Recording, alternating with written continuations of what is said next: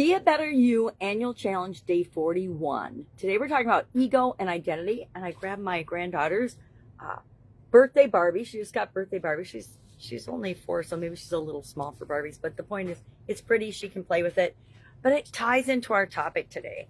I think we've all seen those plastic surgery or video posts, maybe not all of us, but a lot of us, of somebody that's gotten all this plastic surgery because they wanted to look just like Barbie. Now, you can get plastic surgery. You can do all kinds of things externally to change your appearance, to change who you are. But really, what we're looking to do when it comes to our ego and identity is become the best possible version of ourselves. And that's what this year's challenge is all about. So what the heck does ego and identity have to do with our level of confidence and our ability to create the life we want? And like I say about everything, it's okay to model and learn from other people, but if you're copying and trying to be a clone of someone else, you're really doing yourself and the world a disservice, because there's only one you. There's a reason that there's so many Barbies and they all call each other Barbie. They're not very deep, right? They're not very, unless you watch the Barbie movie and the one Barbie is, enlightened and has sort of a clue about choice and things. But for the most part, the Barbies that we see are just a superficial version, a little tiny bit of the identity and ego that we often show when we show up in the world. So ego to me is driven from external forces. It's how we respond to how the world treats us. It's how we see ourselves through the eyes of someone else, something outside of us. And our identity to me is, and this is my definition, which I want you to think about your definition today, is, I do need a magnifying glass and a cough. To me, identity is how we see ourselves on the inside. And I think that that's very, very different, because on the inside, we are all these different versions of ourselves combined together to make who we are, our identity. On the outside, we can show different versions of ourselves in different environments. For example, if I think back to how I show up in the corporate world and how I lead in a corporate organization, I might lead the same way in similar ways, but the identity and the parts of my personality that I take to corporate America, in this case, took to corporate America, and still do sometimes when I'm working with that group or members of that, identity, a different version of me shows up. A much more professional, polished version of me shows up than what I show up and how I show up in the rest of my life. Like, I'm very different with my granddaughters than I am with my corporate clients. I guess that's a good way of putting it. I'm still the same person, same core values, same core beliefs. And I think identity is tied to our core beliefs, what's really, really important to us.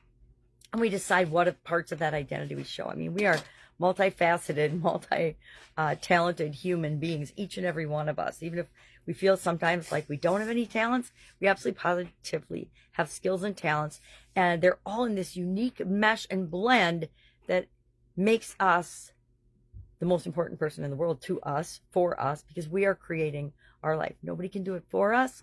We have to do it ourselves based on the choices and the preferences that we have. So what does ego and identity have to do with confidence?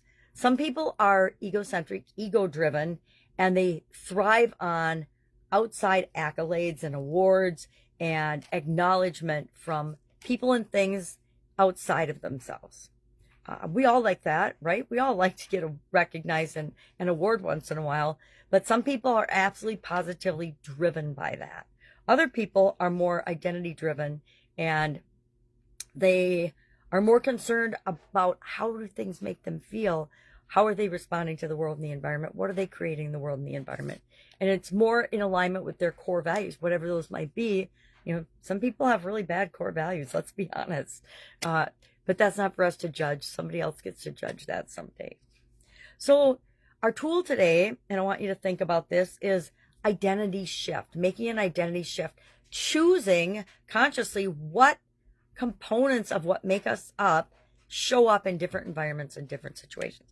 And hopefully they're in alignment with your core values in any environment or any situation that you choose to participate in. An identity shift, it's key to lasting confidence, because really we want our ego, how the outside world treats us and sees us, and our identity to match, right? And as long as those match, we flow through life. When they don't match, we have struggles and challenges because our identity is trying to always express itself, in my humble opinion. My identity, who I really am, is always screaming to get out. My favorite job, and I don't know if I tell this story very often, but my favorite job in corporate America was the last job I had in corporate America, because I went into that role and the interviewing for that role with an entirely different mindset than I had ever taken with me, a different version of my identity than I'd ever taken with me in other corporate jobs before. I'd had great corporate jobs before, but I wasn't a really good fit for them. I didn't fit into the culture particularly well. I didn't feel like I could go there and be who I really was without tampering it or stomping it down and showing up how that organization's culture expected me to show up. And my last job, I went in and I'm like, hey, what you see is what you get. These are my beliefs. These are my core values. This is how I show up. This is my expectations and what I'm here to do and what I think I can do for you. And of course, I got that job, stayed there 5 years until they were bought out by someone bigger. And that's when I left corporate America once and for all. Realized that I'd much rather be doing things on my own, because that's my identity, than working for someone else. Now, we all still work for someone else, right? If we're a consultant or a coach or whatever we are, we're providing a service to somebody. The world is so interconnected. We need other human beings. And I don't say I don't need other human beings. I'm just saying I don't want to be beholden to them for my livelihood and having to do things that are maybe on the edge of my core values or my belief systems. So we can make identity shifts anytime we choose, meaning I can show up in a professional environment very, very professionally. I really can. And I can show up in a fun environment with the kids or the grandkids and just have fun and be myself and go with the flow. So how do we do this? How do we practice identity shifting to improve our confidence? Number one, we use I am statements. Remember, whatever we say after I am, our subconscious believes it and will find evidence to support it, whether it's actually true or not, whether it's actually good for us or not. So I always say, I love affirmations, but make sure that you're making one. And then if you're going to repeat it, actually consciously think about it and the ramifications of it. Because sometimes we're I aming ourselves in negative ways and keeping ourselves blocked or limited. If I say, I'm trying to think of something that would keep me limited. I'm not going to do this. Okay, never mind. So just be careful with that. We'll talk about that later when we get to mental well-being and being a better version of ourselves. So practice I am statements, use I am statements. Number two, visualize. Visualize your identity and yourself in various situations exactly as you want to be. Not as you are right now, as you want to be. Number three, take small actions every single day. Why do I do a 365-day challenge? Because I know that it is easier to habitually do one little thing every day to get the result that I want than to have to do and expect that I'm going to do one big thing in the year and it's going to get me the results I want. Now, I do both, right? Sometimes one big thing is what I need. Other times, the single daily action reinforces the bigger projects that I choose to do throughout the year. Number four, correct negative self-talk. I don't know about you, but I am 100% guilty of negative self-talk.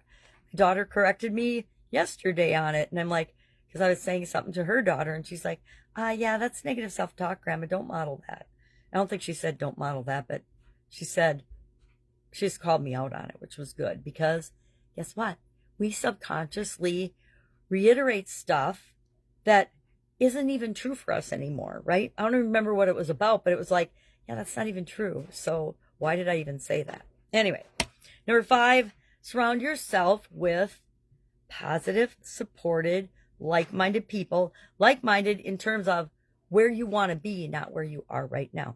And sometimes you're not actually in an environment where you're with those people. So I will take a page out of my friend Evel Beckford's book and share that if you don't actually physically have the environment and the people that you need around you to become the person you want to be, the best possible version of yourself, read books, listen to courses, take courses online, find mentors. You can have nowadays with the internet, anyone can have anyone as a mentor for the most part by reading their material, reading what they share online. So seek out your own group of positive influences, positive groups, join supportive groups, join whatever will help you to continue to do your identity shift in becoming the best possible version of yourself. So, any questions about this? Hit me up. I actually really like this topic. I think it's really fun to watch people and see what part of their identity is showing up in different situations, or and watch movies and things and watch the transformation and identity shifts of people. I think we're shifting and growing all the time. If we're not, we're staying the same, and if we're staying the same, we're declining. So I say, embrace your identity, create what you want it to be, and as far as your ego goes, guess what? It's going to take care of itself. It really does. All right, have an awesome day, and I'll of course be with you tomorrow.